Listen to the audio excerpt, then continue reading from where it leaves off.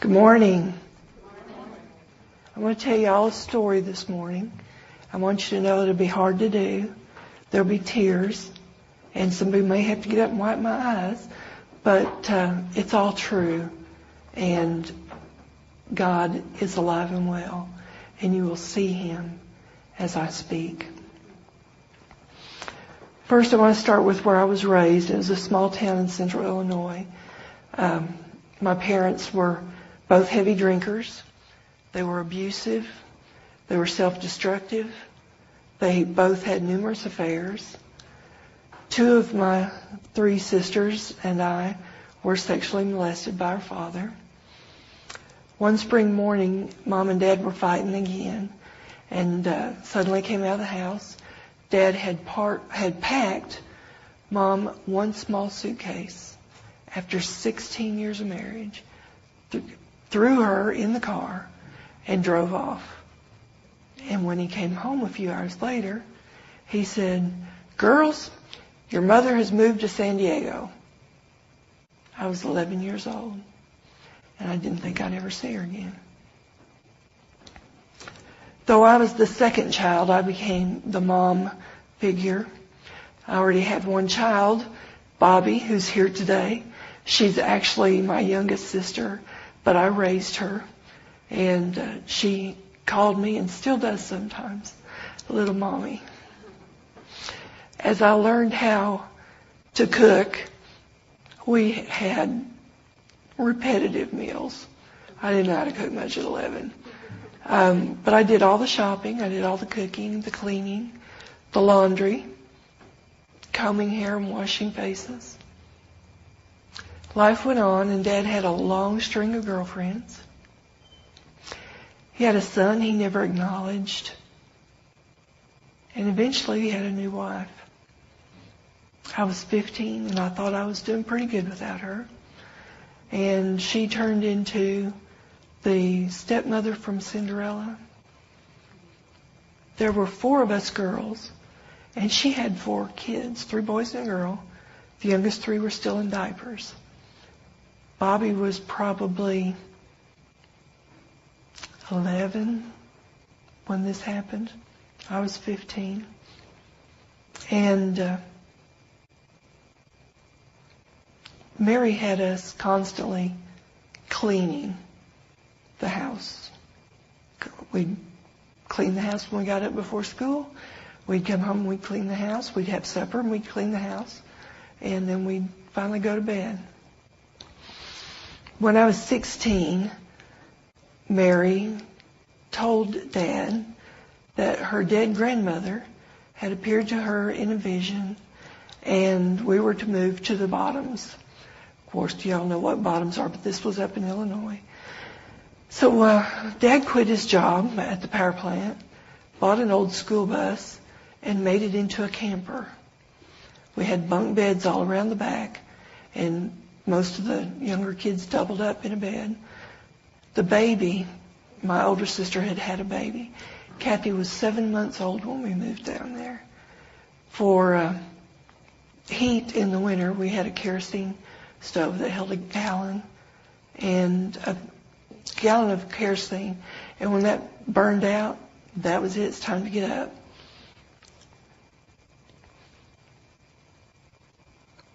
We went down into the Bottoms a quarter mile on a steep, muddy hill. It was the end of the world. I never thought anything would ever come.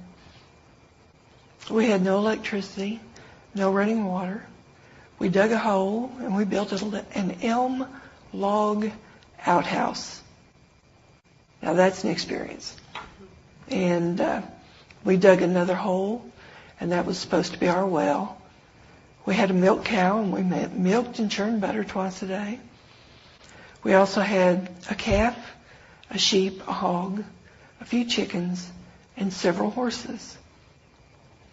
I quit school, but the younger kids had to go. We would get them up every morning, get them dressed, load them on horses, and carry them up the hill to meet the school bus. That was the only way to get out.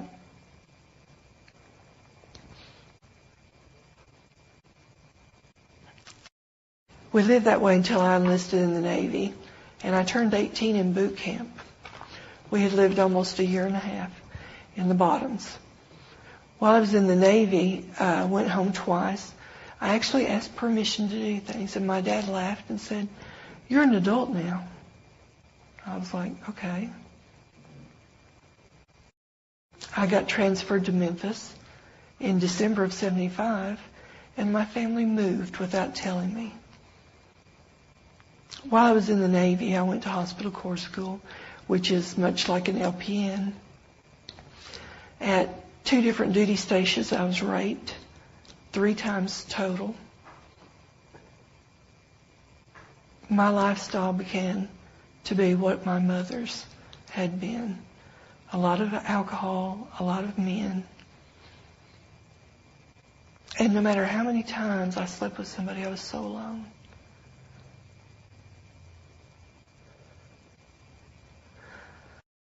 I met a man in a bar. He was also in the Navy. He was 15 years older than me and a lot like my dad. And I married him. We spent all of our time and all of our money in the bars. Got out of the Navy, moved to Springfield, Missouri. I had a job. Bill was overqualified for anything. He found a bar called Barbara's Beer Garden. After a while there, we decided to go out to San Diego where my mother lived. I think I figured out why Dad left Mom. I didn't like her either. It wasn't long after we got there that I became pregnant. I had Carrie, and then Dad, and Mary, and the 5 remaining children moved to San Diego.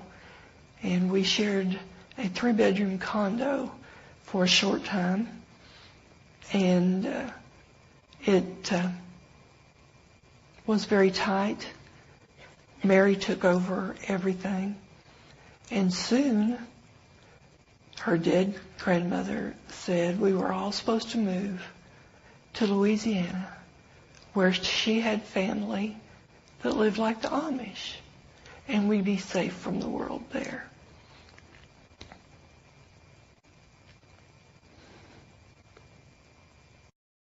We moved down to Louisiana. We camped for 2 weeks going across country. We camped another 2 weeks in Spearsville while we looked for jobs and a house to rent. And Bill found a bar. After a DUI, we moved back to the Memphis area. We were right back in the bars with a little girl. I decided I didn't want to live that way anymore. And I told Bill that I was leaving him. And he told me, he said, "Oh, you'll either be back in 2 weeks or you'll be dead." I didn't go back. And I left my daughter because I'd rather be dead than go through what we had been through in 7 years.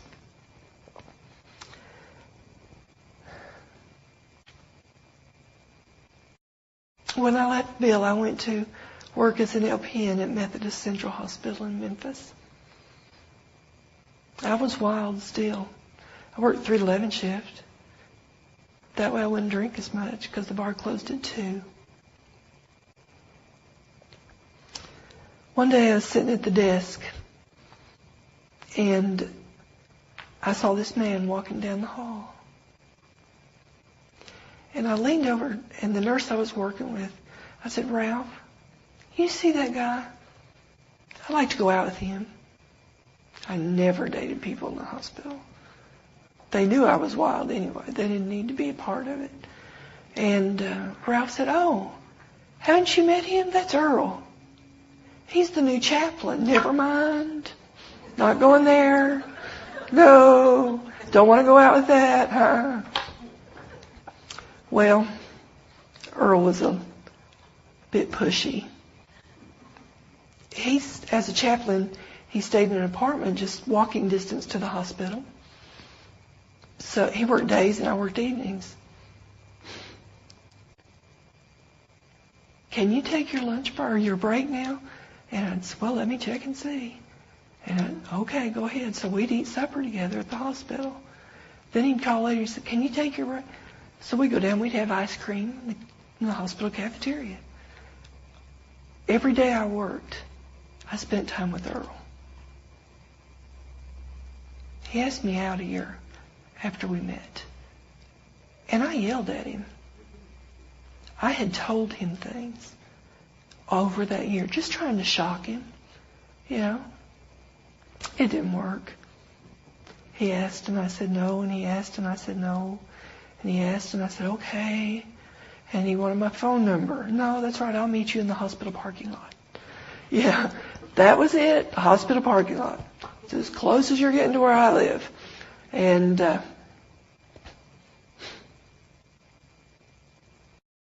when we came back to my car after a dinner and just sitting and talking out near the airport in Memphis,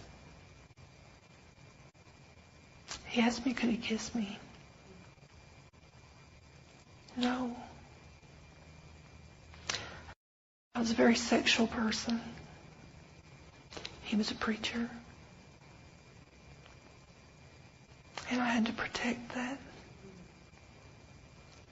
He continued to go out, visit me at the hospital, took me home to meet his father. A little side point here. His dad teased him the next day because he'd never seen Earl out with anybody but this nun he worked with.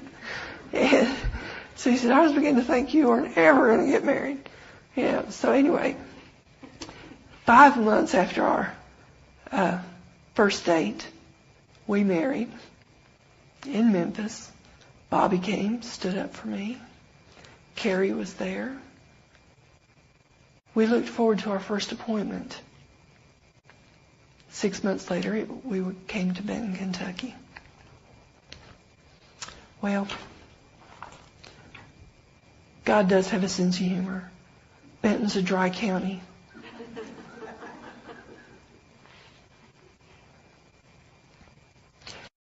Carrie came to live with us while we were at Benton, under threats from her natural father.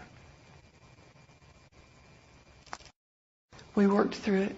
We began to build a family. And it wasn't good. 4 years after we married, I went on a walk to Emmaus.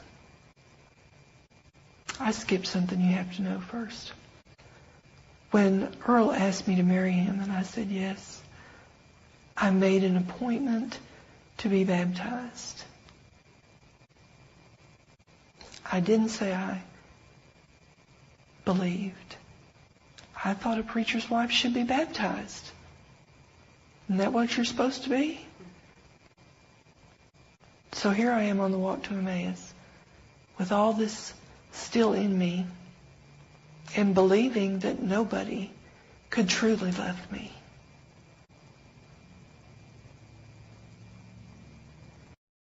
If you haven't been on a walk,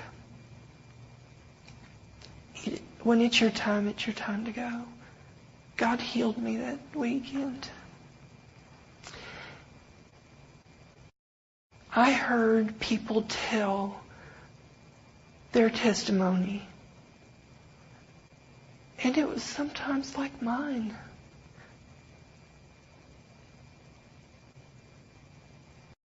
I realized that God did love me, and that I wasn't worthless or useless or unlovable.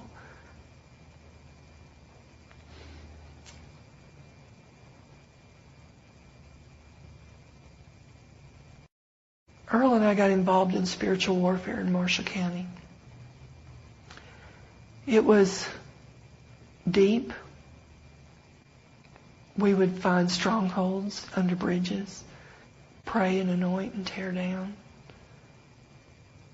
I started reading books, Christian books even, and my faith grew.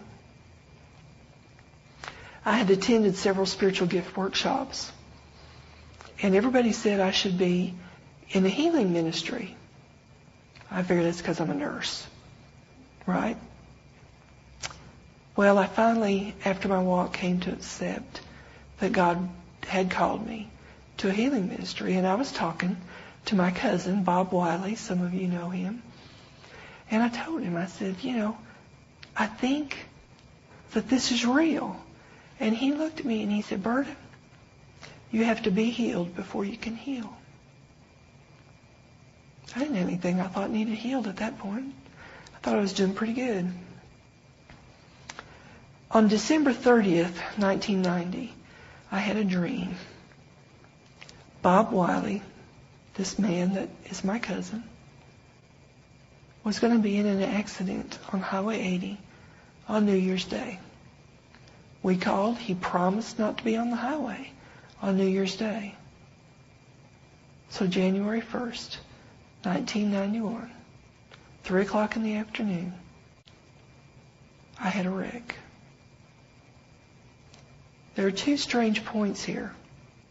First of all, Bob is named Robert Wiley. My maiden name is Roberta Wiley.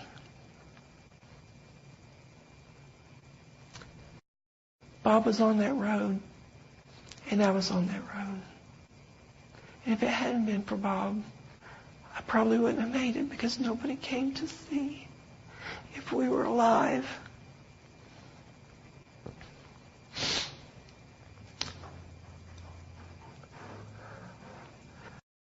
Bob got in the car with me, and he held my head up, and he asked me, what can I do so you can pray?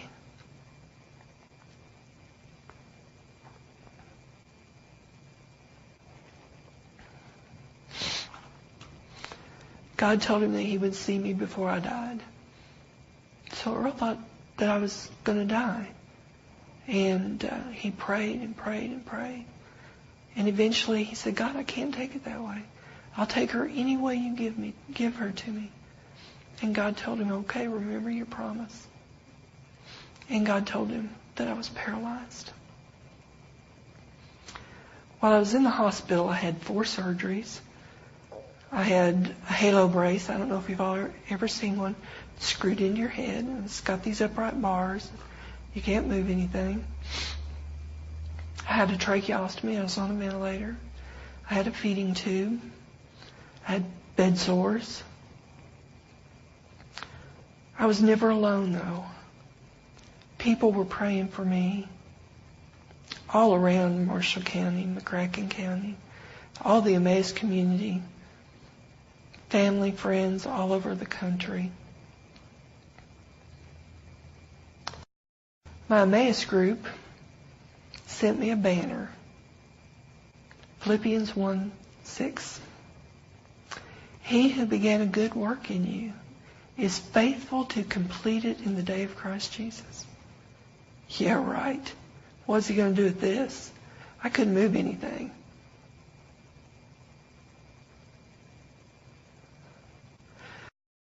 Bobby came and stayed with Carrie and visited with me in rehab.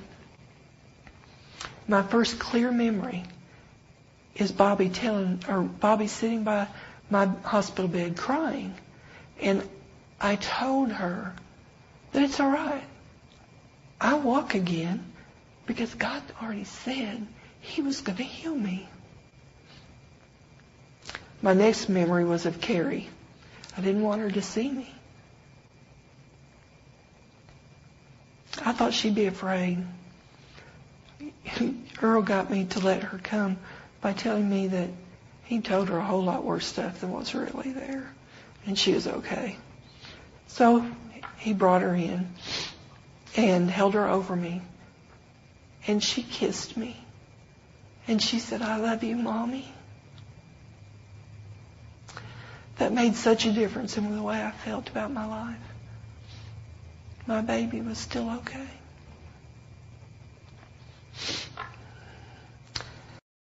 I also, as I became more alert, got control of my care. I was a nurse after all.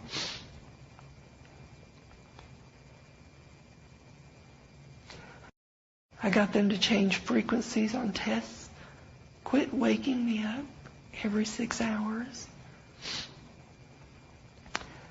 After I'd been in the hospital for about 3 months, the doctors said that I would be bedridden, ventilator dependent, and a vegetable, and Earl was too young to be saddled with an invalid wife. Earl heard our pastor, John Jones, say, "In sickness and in health, keeping thee only unto her, until you both shall," I've messed it up, haven't I, Agnes? Till death do us part. Thank you. Earl didn't let the doctors decide when my life ended. That was God's decision. I was transferred just a few days after that to rehab in Atlanta. I was in isolation because I had MRSA in my trach. I was sitting in my room every day by myself, staring out the window or sleeping. Well, it was springtime, and outside that window was all these beautiful young trees. But there was one that wasn't getting beautiful. It looked dead, and it just didn't have buds, didn't have growth, nothing. So I told everybody they should cut that tree down so I didn't have to look at it. That went on for a couple of weeks. One morning there were buds on that tree. And God said, "It's alive, and so are you." What I had said about that tree was that it was ugly and useless, not worth saving. Isn't that what the doctor said about me? The first time I looked in a mirror and saw my halo full force, I called it my crown of thorns. All I could see looking up were 2 screws in my forehead in a circle attached to it. So I had my crown of thorns. That Easter, I got to go to a worship service on Good Friday. And my crown of thorns was removed the day his was put in. Every evening at rehab, we would read The Upper Room and Our Daily Bread. Bobby doesn't like to read out loud. We tried with her holding it up for me to read. That wasn't working too well. So she'd close the door and she'd read the devotions. And every time she read, something had happened that day that related to what this devotion spoke to. I want you to know that in October of 91, Bobby accepted the Lord. After I'd been in rehab for just 3 months, I asked the doctors to let me go home. I wasn't making any progress. I couldn't sit up, couldn't hold my head up.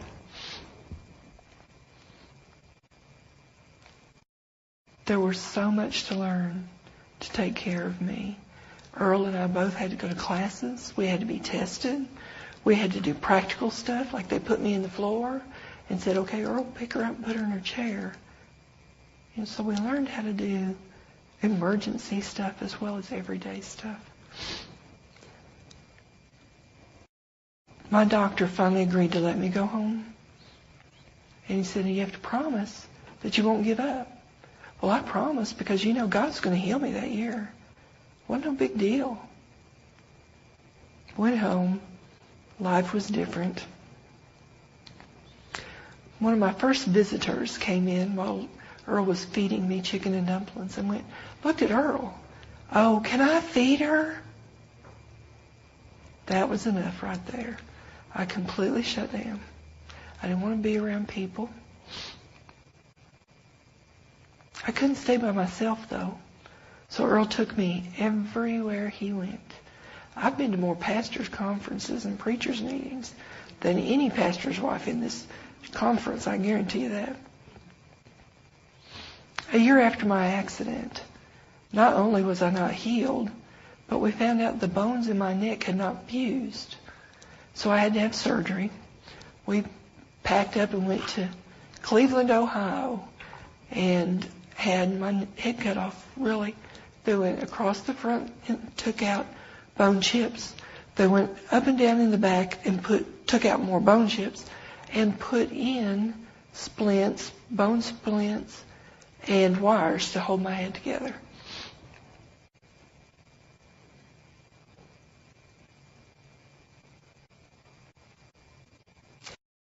It still took so long to recover.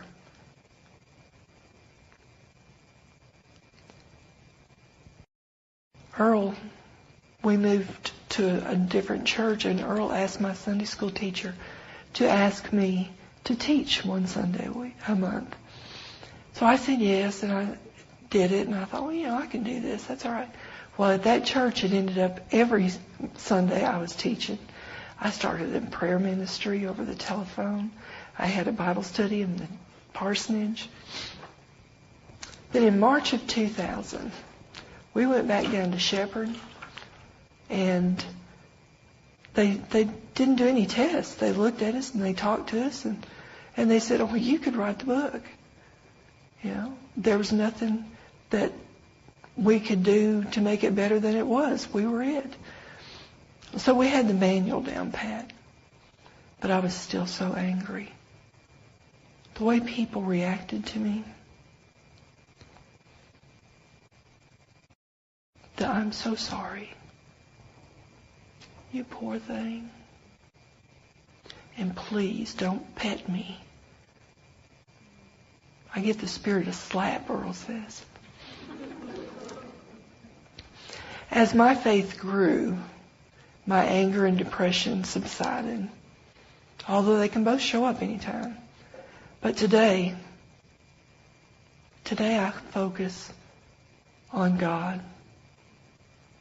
I share my love for Him. I'm open and I'm honest. I still have to deal many times a day with the response of people. I can go to the mall and go in the store by myself, and people are like, what is she doing here? Is she by herself? I keep my testimony typed out and in my backpack. I hand it out all the time. And if you want to know something about somebody with a disability, ask. Don't be afraid. But if you don't really want the answer, you better not ask me.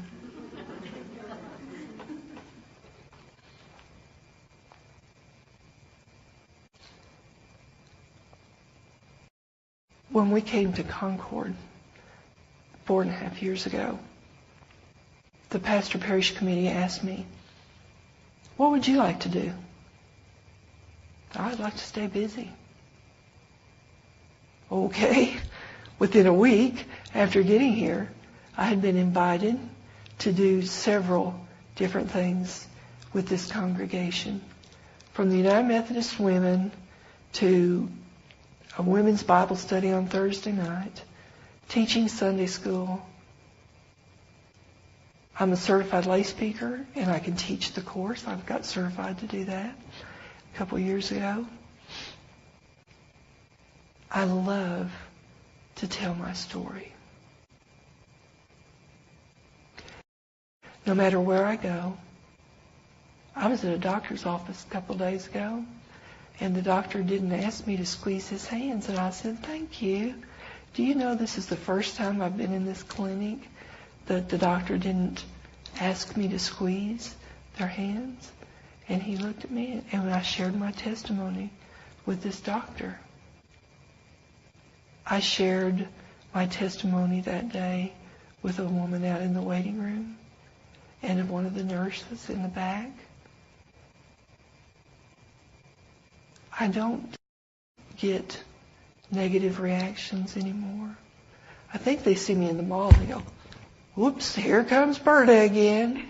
And if you're sitting on a bench and you're not doing anything, I might stop and talk to you. But I would tell you what God has done in my life. He has raised me up. He has given me a life I thought was impossible when I was a little girl. I didn't think I'd grow up. When I was 18, I didn't think I'd be 21. When I was 21, it was just day by day. And even after Earl and I married, I was lonely. I couldn't relate. I have shared my home with Girl Scouts to come in and see how somebody with a disability lives. Kids are the greatest. We'd be in a parking lot and they'll be staring at the lift or see somewhere. What is that? Why are you in a stroller?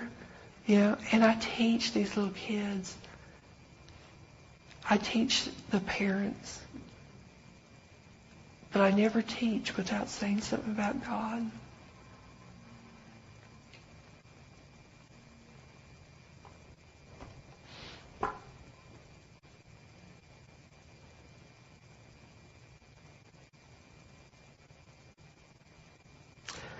I'm often told that I'm an inspiration. Do you know what I say? My disability is just more obvious than yours. That's all it is. I sit in a wheelchair. If I could walk, I wouldn't be any more healed than I am right now.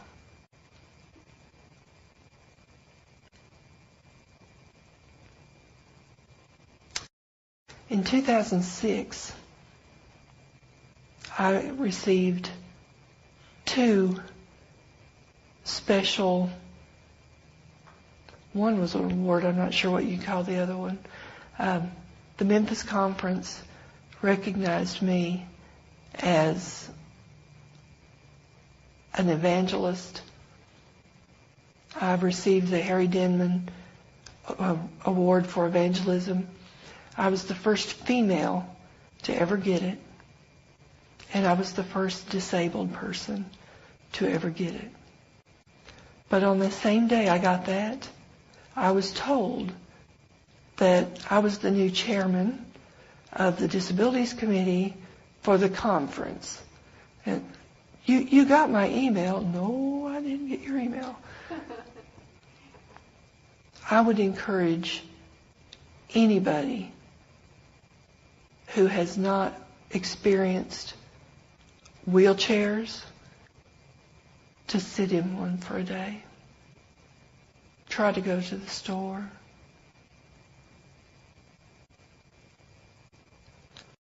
I don't know which one I'm stronger at right now, the disabilities or the evangelism, so they generally come together too.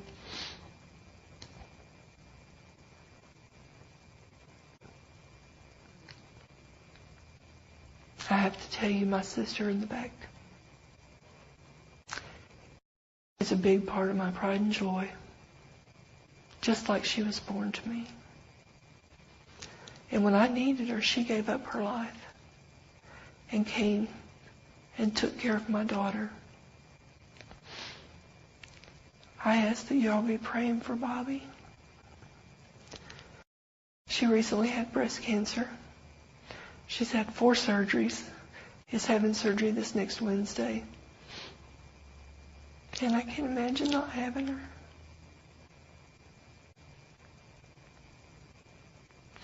Our parents are gone. Our grandparents are gone. The oldest daughter is gone. We're it.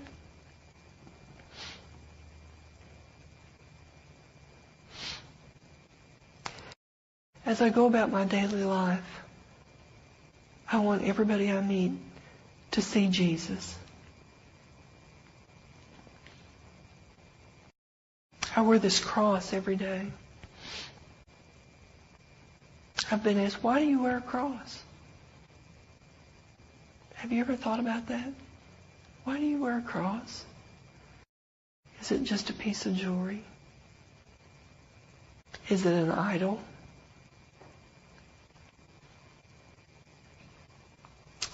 To me, it's a reminder. My Jesus died on that cross for me. No matter how bad I've been, no matter how good I am,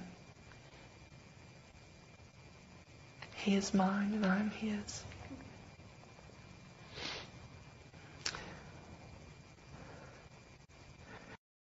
We pray every day for my healing. We give thanks every day for my healing. And no, He hasn't healed my spinal cord. In fact, it's worse. My spinal cord severed at C4. I should not be able to move anything but my head. And you've seen me raise my hands.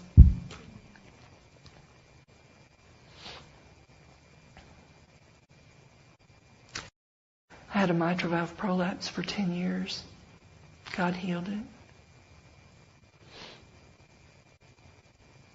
I've had so many things. Physical healed. But I think the biggest healing, the best thing I've had, is my spiritual healing.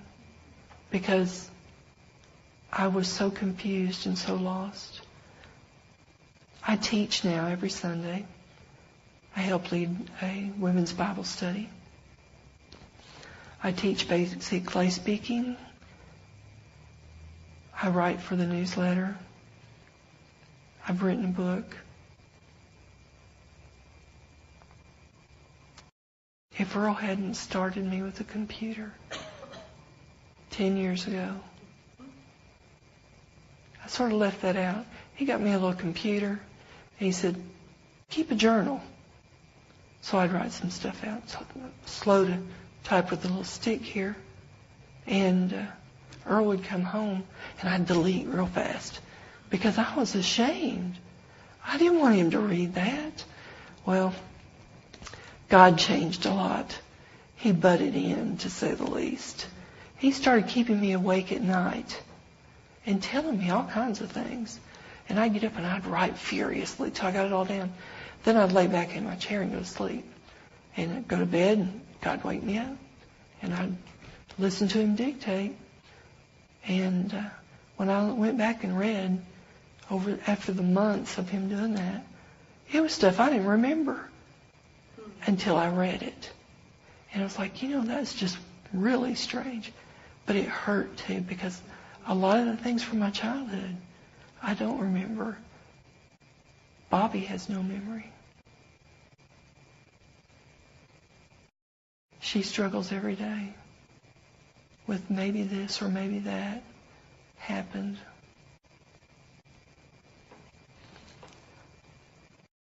Can I ask y'all a question? Have you ever been homesick? I have a friend who, when we were in Benton, she saw me 5 days a week. And when we moved to Tennessee, she moved to West Virginia. Well, she had written me a letter, and she was describing how much she missed everybody. And her grandmothers had died in Chicago, and her parents were here, and her sisters were there. And she was out in West Virginia, didn't know anybody out there. She was homesick. As she described her thoughts and her feelings about that, I thought, you know what? I've been homesick for so long. Sitting outside a bar, waiting for my husband to please have a last beer so we can go home. Hanging my head out the window in the rain. God, I just want to go home. And I didn't know him then. I just want to go home. I didn't understand it because I didn't have a home with my parents. I didn't have family around. What was the home I wanted? That was Jesus. Once I accepted that He, my life in Him, is home, they can put me in any parsonage in the world, and it's not going to matter. When we came here, I was home. The day before we came here, I was home. I can move. I can do anything that God calls me to do. I'll never be alone again. Not one time, not one moment. Today I want to encourage you to be bold in your faith. Tell your story. Write it out. Hand it out like I do. People get tired. Well, it's in the backpack here. Write it out. It doesn't have to be long or short. Or just write what is your story. Even if you're not going to hand it out. No one can argue with what God has done for you.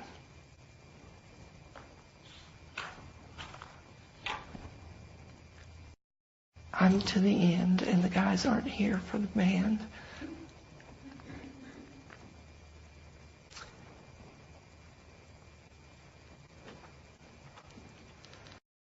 Y'all remember that banner that I told you about earlier? What did it say? He who began a good work in you is faithful to complete it in the day of Christ Jesus. That's on my tombstone. I've got a lot of rocks from Earl. I've got diamonds, I've got emeralds, I've got resin, I've got granite, and we're ready to go when it's time. We're ready to just go home. We're going to sing now the hymn, Great is Thy Faithfulness. Pay attention to these words in the chorus. Morning by morning, new mercies I see. All that I have needed, Thy hand has provided. Great is Thy faithfulness, Lord, unto me and you. God bless you. Thank you, Berta. Let's get our hymn books out, page 140.